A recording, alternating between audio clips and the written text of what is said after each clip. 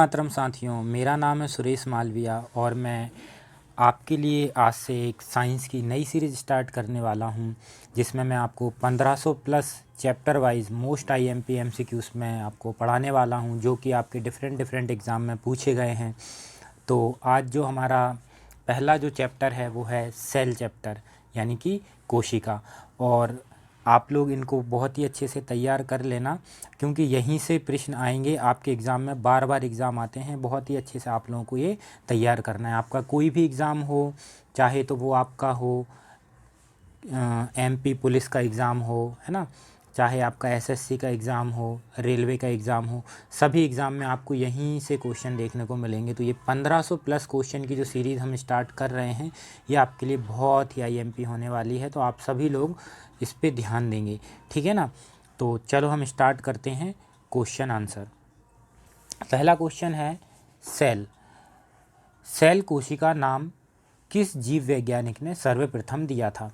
तो आप सभी को पता है कि ये जो नाम दिया है हम पहले से ही पढ़ते आ रहे हैं। 1665 में कब दिया था? 1665 में रॉबर्ट हुक ने दिया था, ठीक है ना। किसने दिया था? रॉबर्ट हुक ने। इन्होंने किसकी खोज करी थी?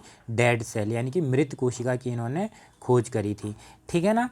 मृत कोशिका की खोज मतलब कि केवल इन्होंने सेल वॉल की खोज करी थी, और जीवित कोशिका की खोज किसने करी थी? ल्यूवेन हॉक ने करी थी। तो पहला आपका हो गया क्या? क्या नाम है इनका? रॉबर्ट हुक, ठीक है। नेक्स्ट क्वेश्चन पे आते हैं।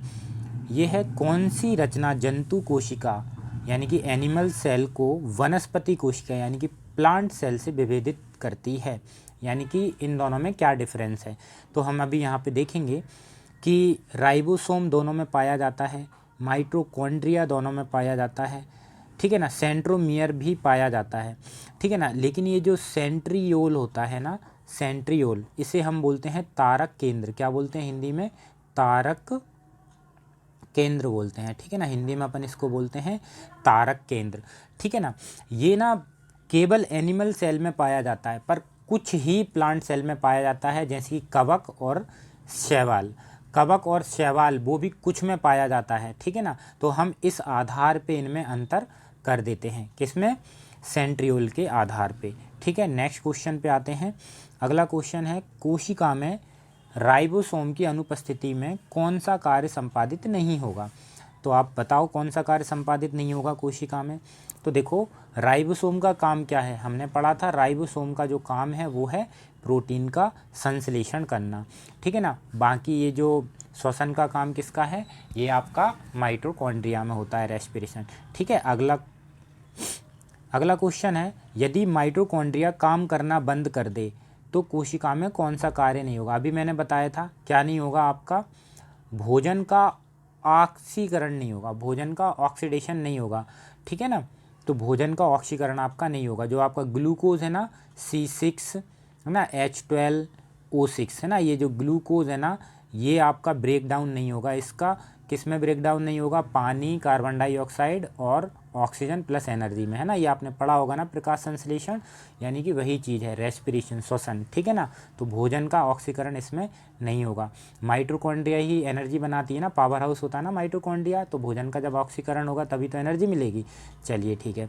अगला क्वेश्चन जो है वो है कोशिका का ऊर्जा गृह किसे कहते हैं? देखो अभी बताया था मैंने जस्ट, तो कोशिका का ऊर्जा गृह आप सभी इसका आंसर लगा सकते हैं, माइटोकॉन्ड्रिया को कहते हैं कोशिका का पावर हाउस, ठीक है।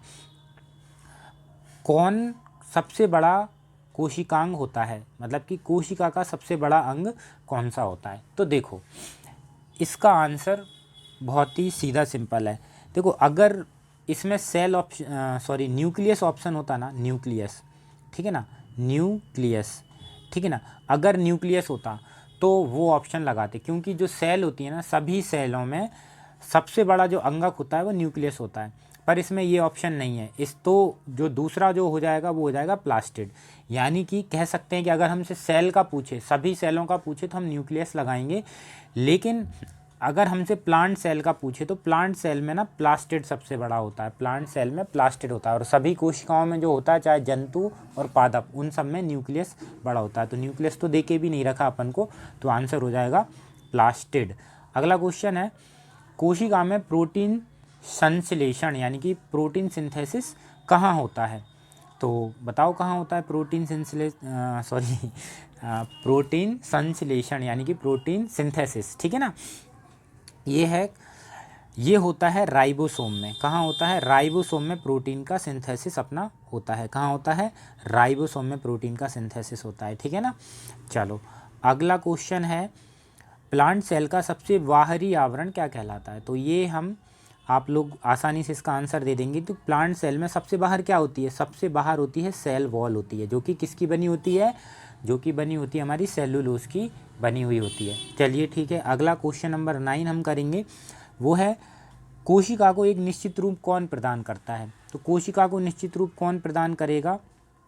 ठीक है, तो ये होगा हमारा, एक सेकंड, ये हमारा होगा कोशिका भित्ति, है ना, क्योंकि ये रिजिड होती है, सेलुलोज की बनी होती है, स्ट्रॉन्ग होती है, ये मजबूती प्रदान करने का काम होता है इसको, कोशिका को, है ना।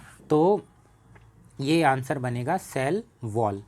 अगला जो क्वेश्चन है वो है क्वेश्चन नंबर 10, कौन सा ऑर्गेनल केवल पादप कोशिका में पाया जाता है? मतलब कि प्लांट सेल में कौन सा ऑर्गेनल यानी कि कौन सा कोशिकांग पाया जाएगा? तो अभी हम देखते हैं। देखो लवक, रिक्तिकाएँ, है ना, रिक्तिकाएँ और लवक ये तो खैर पाए जाएंगे दोनों में, भले ही थोड़े बहुत पाए जाएं, लेकिन ये जो सेल वॉल है ना, सेल वॉल, ठीक है ना, ये सेल वॉल ओनली केवल प्लांट सेल में पाया जाएगा। देखो अभी आप ये इसमें कंफ्यूज हो सकते हैं डी ऑप्शन में कि भाई सब लगा दें, है ना, होना भी चाहिए, क्योंकि देखो सीधी सिंपल सी बात है, जो लवक होते हैं ना वो भी प्लांट सेल की प्रॉपर्टी है, और जो वैक्यूल्स होते हैं वो बड़े बड़े वैक्यूल्स होते हैं, किसके? प्लांट सेल के बड़े बड़े वैक्यूल्स होते हैं, लेकिन एनिमल सेल में ना छोटे छोटे बहुत सारे वैक्यूल्स पाए जाते हैं। प्लांट सेल में एक बड़ा सा वैक्यूल होता है, ठीक है ना। तो अपन इस थर्ड ऑप्शन अपना यहाँ पे गलत हो जाएगा, तो अभी अपन उपर्युक्त सभी को सही नहीं बोल सकते यहाँ पे, ठीक है ना, केवल ऑप्शन ए ही अपन इसमें सही लगाएंगे। लवक भी कुछ एनिमल सेल में पाए जाते हैं, सभी में नहीं पाए जाते, ठीक है। चलो आई थिंक ये क्लियर हो गया होगा कि कोशिकांग केवल पादप कोशिका में पाया जाता है, तो ये केवल सेल वॉल इसका आंसर हो जाएगा। अगला क्वेश्चन है क्वेश्चन नंबर 11, ये बोल रहा है कि सेलुलर रेस्पिरेशन यानी कि कोशिकीय श्वसन कहाँ पे होता है? तो मैंने आपको अभी शुरुआत में बताया था माइटोकॉन्ड्रिया में ही होता है कोशिकीय श्वसन, ठीक है, तो इसमें कोई डाउट होना नहीं चाहिए आपको। क्वेश्चन नंबर 12, अवर्णी लवक यानी कि ल्यूकोप्लास्ट कहाँ पाए जाते हैं? तो ल्यूकोप्लास्ट, देखो लवक ना 3 टाइप के होते हैं, है ना, अभी अपन आगे के क्वेश्चनों में उनको कर लेंगे। एक होता है क्रोमोप्लास्ट, एक होता है क्लोरोप्लास्ट, एक होता है ल्यूकोप्लास्ट। तो जो क्लोरोप्लास्ट होता है, जिसे अपन हिंदी में हरित लवक बोलते हैं, क्लोरोप्लास्ट, है ना, हरित लवक, वो प्रकाश संश्लेषण में भाग लेता है ना। एक होता है क्रोमोप्लास्ट, है ना, वो होता है कलर वाला, जो जिससे कि जैसे कि रंग जो देने का कार्य होता है ना, कि किसी फल को क्या रंग मिलेगा, फ्रूट को क्या, नारंगी, है ना, रेड, पीला, ये जो रंग होते हैं उन्हें अपन वर्णी लवक बोलते हैं, किसको? क्रोमोप्लास्ट को, है ना, क्रोमोप्लास्ट। तो ये इसका काम होता है रंग देने का। लेकिन ये ल्यूकोप्लास्ट, यहाँ पे लिखा हुआ है अवर्णी यानी कि नो रंग, कोई रंग नहीं है, बेरंग है। तो ये कहाँ होता है? ये ज़मीन के अंदर यानी कि जड़ों की कोशिकाओं में ये हमारा पाया जाएगा, ठीक है ना, जड़ों की कोशिकाओं में पाया जाएगा, ठीक है ना। अवर्णी लवक कहाँ पाए जाएंगे? जड़ों की कोशिकाओं में पाए जाएंगे, ठीक।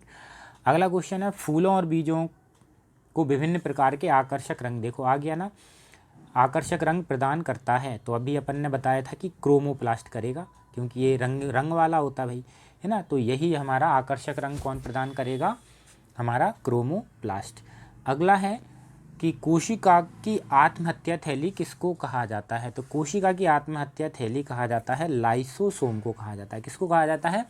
लाइसोसोम को कहा जाता है ना। इसमें मैं आपको बता देता हूँ, लाइसोसोम में हमारे कुछ एसिड निकलते हैं, है ना, जो कि हमारी सेल का पाचन कर लेता है, जो बाहरी पदार्थ आते हैं उनका पाचन कर लेता है। तो इसमें हमारे बहुत सारे एसिड निकलते हैं जो कि बाहरी चीज़ों का, ये मतलब कि खुद का तक पाचन कर लेता है अगर गड़बड़ी का माहौल हो जाए तो, ठीक है ना। तो आत्महत्या की थैली अपन किसको कहते हैं? लाइसोसोम को कहते हैं। अगला क्वेश्चन है, कोशिका द्रव्य यानी कि साइटोप्लाज्म में उपस्थित महीन, शाखित, झिल्लीदार और अनियमित नलिकाओं का घना जाल होता है। तो देखो कोशिका जो द्रव्य होता है उसमें हमारा कुछ ये न्यूक्लियस के पास कुछ ऐसे जाल पाए जाते हैं, है ना। तो एक होते हैं चिकने और एक होते हैं खुरदुरे, है ना। इन्हें अपन बोलते हैं एंडोप्लाज्मिक रेटिकुलम या अंतःप्रदिव्यीय जालिका। ये दो टाइप की होती हैं, एक होती है चिकनी, एक होती है खुरदुरी। जो खुरदुरी होती है ना, इसमें ना ऐसे राइबोसोम इसमें चिपके रहते हैं, ठीक है ना। और ये किसका, प्रोटीन का सिंथेसिस करते हैं, प्रोटीन का संश्लेषण, और ये अपना करते हैं फैट का या लिपिड का या वसा का, ठीक है ना। चिकने फैट का करते हैं, खुरदुरे प्रोटीन का करते हैं, ध्यान रखना है ना। खुरदुरों के साथ राइबोसोम चिपके हुए होते हैं, ये चीज़ आपको ध्यान रखनी है, ठीक है। 15 नंबर क्वेश्चन आपको क्लियर होगा। प्रोटीन सिंथेसिस का सक्रिय स्थल क्या होता है, तो अभी बता दोगे आप लोग, अभी बताया था मैंने, राइबोसोम, ठीक है। तो अगला क्वेश्चन हम करेंगे, लाइसोसोम में पाया जाने वाला वह एंजाइम जिनमें जीव द्रव्य यानी कि प्रोटोप्लाज्म को घुला देने या नष्ट कर देने की क्षमता होती है, क्या कहलाता है। तो मैंने बताया था इसमें बहुत सारे वो एसिड पाए जाते हैं। तो जो हाइड्रोलाइटिक एसिड या एंजाइम जो है ना, वो इसमें पाया जाता है लाइसोसोम में, जिसकी मदद से ये इंट्रा सेल्यूलर डाइजेशन वगैरह ये सब कर लेता है, मतलब कि सेल का डाइजेशन कर लेता है, बाहरी जो भी चीज़ें आती हैं उनका डाइजेशन ये कर लेता है ना। अगला देखेंगे 80% से अधिक सेल में पाए जाने वाला पदार्थ है। देखो कोशिका में सबसे ज़्यादा क्या पाया जाता है, सबसे ज़्यादा पाया जाता है जल, है ना। कोशिका में सबसे ज़्यादा क्या पाया जाता है, जल पाया जाता है, 80% जल पाया जाता है, ठीक है। क्वेश्चन नंबर 19 क्या कह रहा है, किसने यह मूल अवधारणा प्रस्तुत की थी कि सभी जीव कोशिकाओं से बने हुए हैं। तो मैंने आपको बताया था कि सेल थ्योरी, है ना, कोशिका सिद्धांत किसने दिया था, स्लाइडेन और स्वान। तो ये दोनों नाम आपको याद रखने हैं। कोशिका सिद्धांत किसने दिया था, स्लाइडेन और स्वान। तो ये 2 और 4 यानी कि डी इसका आंसर हो जाएगा 19 का। अगला क्वेश्चन है हमारे पास, अगला क्वेश्चन है, किसकी उपस्थिति के कारण प्लांट सेल और एनिमल सेल में अंतर पाया जाएगा। तो देखो क्लोरोप्लास्ट, सेल वॉल, बिल्कुल सेल वॉल, है ना। तो देखो सीधा आंसर आ गया है सेल वॉल, बाकी तो ये सब पाए जाएंगे, ठीक है ना। सेल वॉल, ठीक है ना, सेल वॉल केवल प्लांट सेल में ही पाई जाएगी, ठीक। अगला क्वेश्चन है, गोल्जी बॉडी या फिर गोल्जी काय का प्रमुख कार्य क्या है। तो देखो गोल्जी काय का प्रमुख कार्य क्या है। तो देखो जो गोल्जी काय है ना, ये प्रमुख स्रावी अंग होता है, प्रमुख सिक्रेशन अंग होता है। तो इससे ना कुछ ना कुछ श्रावण होता रहता है। तो इसका काम है स्रावी, है ना, श्रावण करना, ठीक है, एंजाइम वगैरह का श्रावण करना। क्वेश्चन नंबर 22 है, कौन सा कोशिकांग डीएनए किस में होता है भाई। तो डीएनए होता है हमारा माइटोकॉन्ड्रिया में होता है, ठीक है। डीएनए कहाँ होता है हमारा, माइटोकॉन्ड्रिया में होता है। कौन सा कोशिकांग, ठीक है ना प्रोटीन संश्लेषण में भूमिका निभाता है।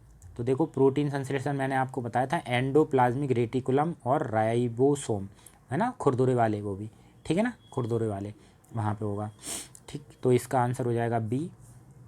अगला क्वेश्चन है, प्रोग्राम्ड डेथ सेल पीसीडी तथा कोशिकीय एवं आणविक नियंत्रण क्या कहलाता है। क्वेश्चन फिर से सुन लो, पीसीडी का कोशिकीय एवं आणविक नियंत्रण क्या कहलाता है। देखो ये पीसीडी क्या है, प्रोग्राम डेथ सेल। देखो जितनी भी सेल है ना, वो रोज़ हमारी लाखों सेल मरती हैं, लाखों सेल बनती हैं। तो जो सेल होती है ना, वो सब सेल क्या करती है ना, सुसाइड भी करना चाहती है, मरना भी चाहती हैं। तो इनका जो काम है ना, वो मरती इसलिए है क्योंकि नई सेल का जनरेशन कर सकें, है ना, डी जनरेशन, है ना। तो ये डी जनरेशन के लिए ही ये काम होता है, सेल का जनरेशन के लिए। उसने पुरानी सेल मर जाएंगी, नई सेल वहाँ पे जिंदा हो जाएंगी, है ना। मान के चलो कोई सेल में बीमारी लग गई कोई, तो वो सेल मर जाएगी, हमारी बॉडी उसको मार देगी, उसकी जगह नई सेल बना लेगी, ठीक है। अगला है, कौन सा अंगक प्रायः जंतु कोशिका में उपस्थित नहीं होता, जंतु कोशिका में उपस्थित नहीं होता है, ठीक है ना, ध्यान देना है। तो देखो गोल्जी बॉडी होती है, माइटोकॉन्ड्रिया होता है, ये होता है, लवक नहीं होता। देखो प्रायः लिखा हुआ है यहाँ पे, है ना, नहीं तो आप पिछले क्वेश्चन से रिलेट कर लो। मतलब कि मोस्टली यानी कि ये समझ लो 99.99% जंतु कोशिकाओं में ये नहीं होगा, एक आध में किसी में होगा, ठीक है। अगला क्वेश्चन है, क्वेश्चन नंबर 26, लाइसोसोम क्या कार्य करते हैं। तो देखो लाइसोसोम अपन ने अभी पढ़ा था क्या कार्य करते हैं।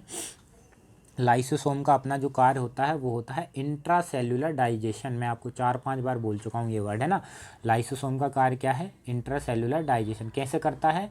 हाइड्रोलिटिक एंजाइम इसमें होते हैं ना, बताया था अपन एक क्वेश्चन में करे थे। तो देखो जितने क्वेश्चन मैं आपको करा रहा हूँ ना, ये ना आपके चाहे तो वो यूपीपीसीएस हो गया, एमपीपीएससी, एमपी पुलिस, है ना, एसएससी, रेलवे, इन सभी एग्ज़ामों में ये क्वेश्चन पूछे हुए हैं, वही क्वेश्चन है। तो इनसे बाहर आपके क्वेश्चन नहीं जाएंगे। मैं आपको 1500 से ऊपर क्वेश्चन मैं आपको करवाऊंगा साइंस के, ठीक है ना। तो हर चैप्टर से लगभग 50, 60, 70, 80 ऐसे क्वेश्चन अपन करेंगे। तो इतने क्वेश्चन अगर आपने प्रैक्टिस कर लिए ना, एक एक बार जैसे अभी मेरे साथ पढ़ लो एक एक बार, और ये पीडीएफ मैं आपको टेलीग्राम में भेज दूंगा, ज्वाइन कर लेना आप।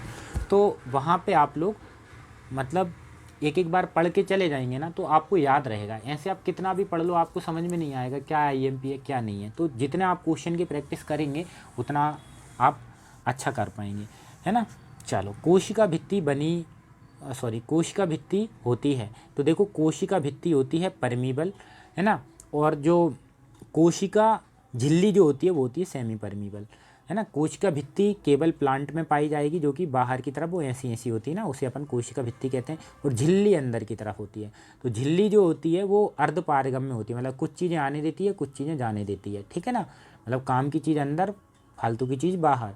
कोशिका भित्ति वो बाहर होती है, सेल्यूलोज की बनी होती है। ये ना किसी को भी आने देती है, किसी को भी जाने देती है। ये परमीबल होती है, पारगम्य होती है, इसमें कुछ भी आ सकता है, कुछ भी जा सकता है। सेल्यूलोज की होती है, दृढ़ होती है ना, कठोरता प्रदान करती है, ठीक है। 27 हो गए। 28 नंबर क्वेश्चन है, माइटोकॉन्ड्रिया का भीतरी वलन कहलाता है। तो माइटोकॉन्ड्रिया आपने देखा होगा, ऐसे जूते जैसी संरचना होती है, ऐसी ऐसी ऐसी ऐसी। इसमें ना भीतर की तरफ ऐसे कुछ स्ट्रक्चर्स ऐसे निकले रहते हैं, ठीक है ना। तो ये जो भीतर की तरफ जो बलन होते हैं ना, इनको अपन कहते हैं क्रिस्टी। क्या कहते हैं? क्रिस्टी कहते हैं। माइटोकॉन्ड्रिया के जो अंदर के जो बलन होते हैं उन्हें अपन क्या कहते हैं? क्रिस्टी कहते हैं। याद रख लेना, बहुत आईएमपी क्वेश्चन है, कई बार पूछा जा चुका है। अब ये अपन को पूछा है 29, माइटोकॉन्ड्रिया किस में अनुपस्थित रहता है? भाई किस में माइटोकॉन्ड्रिया नहीं पाया जाता? तो सभी में माइटोकॉन्ड्रिया पाया जाता है, केवल एक चीज़ को छोड़ के, वो है अपना क्या? बैक्टीरिया। क्या? बैक्टीरिया, ठीक है ना। यानी कि जीवाणु में बस माइटोकॉन्ड्रिया नहीं पाया जाएगा, बाकी सभी में माइटोकॉन्ड्रिया आपका पाया जाएगा। अगला क्वेश्चन है, प्रोटोप्लाज्म यानी कि जीव द्रव्य जो वर्ड है वो किसने दिया? तो ये जो वर्ड दिया था ये एक वैज्ञानिक थे, पुनकिंजे या पुरकिंजे, है ना। इनका नाम है पुरकिंजे, इन्होंने ये नाम दिया था, ठीक है ना। पुरकिंजे भी लिखा हो सकता है, पुनकिंजे भी हो सकता है, इन्होंने ये नाम दिया था। इसको आप डायरेक्टली याद रखेंगे। अगला जो क्वेश्चन है वो है, प्रोटोप्लाज्म जीवन का भौतिक आधार है। देखो वर्ड उन्होंने दिया था, और ये भौतिक आधार जो बोला था वो बोला था हमारा हक्सले नाम के एक साइंटिस्ट थे, उन्होंने इसको जीवन का भौतिक आधार बोला था, ठीक है। डीएनए की डबल हेलिक्स, है ना, डीएनए सीक्वेंसी को पहली बार किसने? तो ये तो सबको पता है, वॉटसन एंड क्रिक ने दिया था 1953 में, ठीक है ना। कभी कभी ये सन भी पूछ लेता है। तो डीएनए का डबल हेलिक्स स्ट्रक्चर किसने दिया था? वॉटसन और क्रिक नाम के दो वैज्ञानिकों ने। भाई नाभिक की खोज यानी कि न्यूक्लियस की खोज किसने की थी? न्यूक्लियस की खोज की थी रॉबर्ट ब्राउन ने। किसने की थी? रॉबर्ट ब्राउन ने न्यूक्लियस की खोज की थी। अगला क्वेश्चन है 34, कोशिका की क्रियात्मक गतिविधियां यानी कि सेल एक्टिविटी किसके द्वारा नियंत्रित होती हैं? तो देखो सेल की जो एक्टिविटी होंगी वो कौन नियंत्रित करेगा? उसका न्यूक्लियस नियंत्रित करेगा कि नहीं करेगा? बताओ। केंद्रक ही उसका इन सबको कंट्रोल करेगा, है ना। नाभिक के कंट्रोल में होती हैं वो सभी चीज़ें, ठीक है। ओके, इतना क्लियर है आपको। 35 क्वेश्चन है कि गुणसूत्र शब्द सर्वप्रथम किसने दिया था? तो गुणसूत्र जो शब्द है वो दिया था आपके वोल्डेयर साहब ने। किसने दिया था? वोल्डेयर, ठीक है ना। गुणसूत्र जो शब्द है ना, क्रोमोसोम जो वर्ड है वो आपका वोल्डेयर ने दिया था। मनुष्य में कितने गुणसूत्र पाए जाते हैं, कोई बता सकता है ना। कमेंट में आप लोग इसका आंसर लिखना, ठीक है। कमेंट सेक्शन में आप बताएंगे गुणसूत्र मनुष्य में कितने पाए जाएंगे, ठीक है। क्वेश्चन नंबर 36, ये है एंडोप्लाज्मिक रेटिकुलम की खोज किसने की थी? एंडोप्लाज्मिक रेटिकुलम की जो खोज की थी वो की थी पॉर्टर ने। पॉर्टर नाम के एक साइंटिस्ट थे। कितने टाइप के होते हैं ये? 2 टाइप के होते हैं। एक होते हैं आपके चिकने और एक होते हैं आपके खुरदुरे, है ना। खुरदुरों पे राइबोसोम चिपके होते हैं और चिकने पे कुछ चिपका नहीं होता। चिकना जो है वो फैट का पाचन करता है, सॉरी फैट का सिंथेसिस यानी कि वसा का संश्लेषण करता है, और ये प्रोटीन का संश्लेषण करता है। याद रख लेना, बहुत काम की चीज़ है ये। क्लियर। अगला क्वेश्चन है, इलेक्ट्रॉन सूक्ष्मदर्शी की यानी कि इलेक्ट्रॉन माइक्रोस्कोप की खोज किसने करी थी? तो ये की थी नॉल एवं रस्का। वेरी आईएमपी क्वेश्चन है, बार बार एग्जाम में पूछा जाता है। नॉल एवं रस्का नाम के एक साइंटिस्ट थे, इन्होंने इलेक्ट्रॉन सूक्ष्मदर्शी की खोज की थी। क्वेश्चन नंबर 38 है, वास्तविक केंद्रक यानी कि रियल न्यूक्लियस किस में पाया जाता है? तो ये भाई ये बैक्टीरिया में पाया जाता है ना। रियल न्यूक्लियस किस में पाया जाएगा? आपके बैक्टीरिया में पाया जाएगा। अगला क्वेश्चन है, सर्वाधिक गुणसूत्र किस में पाया जाता है? तो देखो सर्वाधिक जो गुणसूत्र है ना वो इस टाइप के जीवों में पाए जाते हैं जो अंडे वगैरह देते हैं ना, अंडे टाइप जो देते हैं ना उनके उसमें पाए जाएंगे, है ना। और यहाँ पे अगर आपसे पूछे तो ये आपका आंसर होगा ओफियोग्लोसस यानी कि फर्न। इसका ना ये नाम ज़्यादा पूछते हैं, फर्न, है ना, फर्न, है ना। फर्न में पाए जाते हैं, और ये कितने पाए जाएंगे? फर्न में 1260 होते हैं। कितने होते हैं? 1260 होते हैं, ठीक है ना। प्राणी जगत में जो ओफियोग्लोसस है ना, इसमें पाए जाएंगे, ये फर्न में पाए जाएंगे, ठीक है ना। ये एक टाइप का प्लांट ही होता है, तो इसमें ये पाए जाते हैं। सबसे ज़्यादा गुणसूत्र इसी में पाए जाते हैं, ठीक है। क्लियर। अगला क्वेश्चन है, क्वेश्चन नंबर 40, कोशिका का जीवित अंश जीव द्रव्य कहलाता है। किसने, यह किससे बना होता है? तो देखो जो जीव द्रव्य होता है ना, वो किस किस चीज़, देखो उसमें कोशिका द्रव्य होता है, उसमें केंद्रक द्रव्य होता है, और उसमें अन्य कोशिकांग होते हैं, ठीक है ना। ये सभी चीज़ इसी में पाई जाती हैं जीव द्रव्य के अंदर। तो इसका आंसर हो जाएगा डी, ठीक। अगला जो क्वेश्चन है वो है CCMB यानी कि कोशिकी व आणविक जीव विज्ञान केंद्र कहाँ है? बहुत बार पूछा है भाई साहब, हैदराबाद में है ये। कहाँ है? हैदराबाद में। अगला क्वेश्चन है, सबसे छोटी कोशिका होती है तो वो होती है माइक्रोप्लाज्मा, और सबसे बड़ी जो कोशिका होती है ना, सॉरी सबसे छोटी कोशिका माइक्रोप्लाज्मा होती है, सबसे लंबी कोशिका होती है वो होती है तंत्रिका कोशिका। सबसे लंबी कोशिका होती है तंत्रिका, और सबसे बड़ी जो कोशिका होती है वो होती है शुतुरमुर्ग का अंडा, है ना, शुतुरमुर्ग का अंडा। सबसे बड़ी शुतुरमुर्ग का अंडा, लंबी तंत्रिका कोशिका, और सबसे छोटी माइक्रोप्लाज्मा, ठीक है। अगला क्वेश्चन है कि कोशिका के बारे में कौन सा कथन सही नहीं है? तो अपन को पता करना है कि कोशिका के बारे में से कौन सी चीज़ सही है, कौन सी गलत है। तो कोशिका के आकार एवं अमाप विशिष्ट कार्य से संबंधित होती है। तो बिल्कुल भाई, विशिष्ट अंग से संबंधित कोशिकाओं के विशिष्ट कार्य होते हैं, ठीक है ना। हाथ की, आँख की कोशिका के काम अलग होंगे, है ना। स्पर्म कोशिका के काम अलग होंगे, ओवम कोशिका के अलग होंगे, है ना। तंत्रिका कोशिका के अलग होंगे। हर एक कोशिकाओं के कार्य अलग अलग होंगे।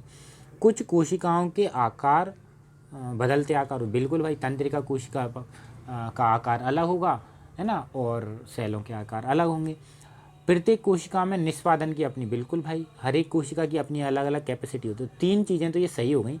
सभी देह ऊतकों में एक प्रकार की कोशिकाएं पाई जाती है, तो बिल्कुल गलत बात है ये।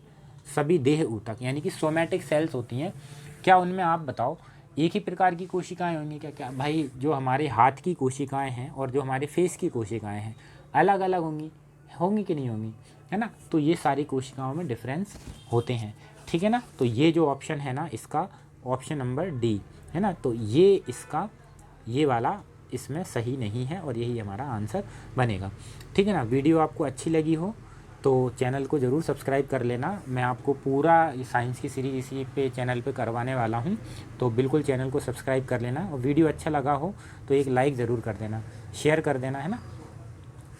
चलिए ठीक है, वंदे मातरम।